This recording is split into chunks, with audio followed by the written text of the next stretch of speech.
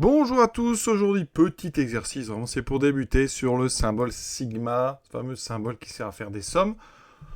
On est ici sur une des sommes les plus simples à calculer, une somme avec une fonction affine. D'accord? On pourra même généraliser à la fin si vous voulez.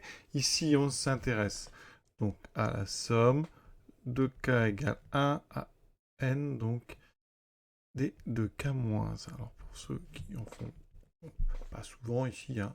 Donc ça veut dire qu'on fait une somme de termes, et dans chaque terme, on va remplacer successivement k par les entiers de 1 jusqu'à n. Donc ici, de k égale 1 à k égale n. Ça veut dire qu'ici, on va avoir une série donc de termes. Je mets des parenthèses pour bien les mettre en évidence. Et ici, donc dans le premier terme, on remplace k par le premier indice ici, la première valeur, 1. Donc 2 fois 1 moins 1, ça fait 2 moins 1, ça fait 1. Ici, on remplace k par 2. 2 fois 2, 4 moins 1, 3. Et effectivement, eh bien, ça va nous faire tous les nombres entiers impairs jusqu'à, ici, 2n moins 1.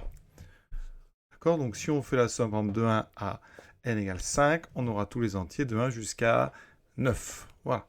Comment transformer cette somme pour avoir une formule, c'est-à-dire une expression plus simple? Première chose à savoir, c'est quand on fait la somme donc de k égale à n d'une constante. Par exemple, si on fait la somme de 1, ça veut dire que vous allez écrire n termes, parce que dans cette somme, il y a n termes, hein, qui sont tous égaux à 1. Donc ici, on a écrit n termes égaux à 1.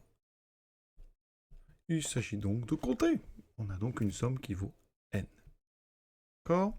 Donc, ici, bien, quand vous aurez somme de k égale 1 à n d'une constante b, si on prend b réel ou même complexe, eh bien vous aurez n fois le nombre b.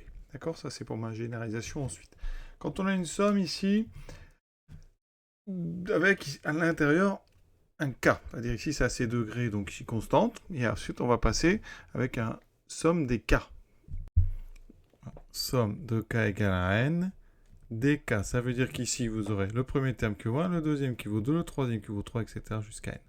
C'est donc la somme des entiers de 1 à n, hein, somme qui vaut n fois n plus 1 sur 2. Hein. D'accord, je ne vous fais pas la démonstration ici, peut-être juste une idée, vous réécrivez la somme dans l'autre sens. Hein. Voilà, et vous faites la somme ici, terme à terme, à chaque fois vous aurez n plus 1, et vous aurez donc écrit n fois n plus 1, et comme vous aurez deux fois la somme, eh bien ça veut dire qu'n plus 1 fois n sur 2 vaut cette somme. Donc il faut la connaître par cœur, cette somme. Vraiment, c'est quelque chose de très important, chapitre sur les suites arithmétiques. Donc à connaître par cœur, et elles vont servir à faire toutes les sommes avec des termes affines. Donc ici, quand on a somme de k égale à n des 2k moins 1, on va séparer. On va faire, donc c'est une somme finie. On aura la somme des 2k. Ensuite, moins, alors au départ on a plus la somme des moins 1, mais on peut mettre le moins au facteur, ça fait moins la somme de k égale à n des 1. Le 2 ici est devant chaque terme, on peut le sortir de la somme. Une factorisation, on peut factoriser par les coefficients constants.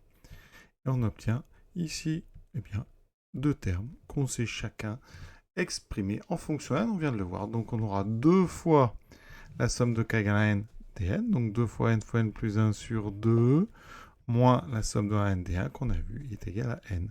Conclusion, on simplifie par 2, il me reste n fois n plus 1, moins n, on développe, il reste n carré. Et si vous voulez une petite généralisation, avant je vous donne quelques petits détails, quelques petits détails. Si on fait la somme ici des A, donc des AK plus B, quel que soit donc A et B réels, donc ici on prend n'importe quel couple AB de réel, et bien vous aurez donc A fois la somme des K, donc A fois n plus 1 sur 2, plus B fois la somme des 1, donc B fois n. Voilà. Donc ça c'est la généralisation. Alors petit détail, je vous mettrai des liens si j'y pense sous la vidéo. Ah, ça c'est une somme qui est très connue. La somme des impairs est un carré. Rapidement, c'est-à-dire que 1 plus 3 plus 5 plus 7 plus 9. Si vous vérifiez, alors 9 c'est 2 fois 5 moins 1. Donc ça veut dire que si ça correspond à 5, ça doit faire 25. Voilà. Qui est donc 5 au carré. Et si vous rajoutez 1 plus 3 plus 5 plus 7 par exemple, plus 9 plus 11 plus 13, vous aurez 7 au carré. Donc la somme des nombres impairs c'est un carré. Alors ça peut se démontrer de plein de façons. Ici, on vient de le démontrer avec les formules. On peut le démontrer par récurrence si on veut. Vraiment, vous avez plein de façons de le faire. Même géométriquement, une petite explication. Vous dessinez un petit carré. Ensuite, vous dessinez ici 3 carrés autour.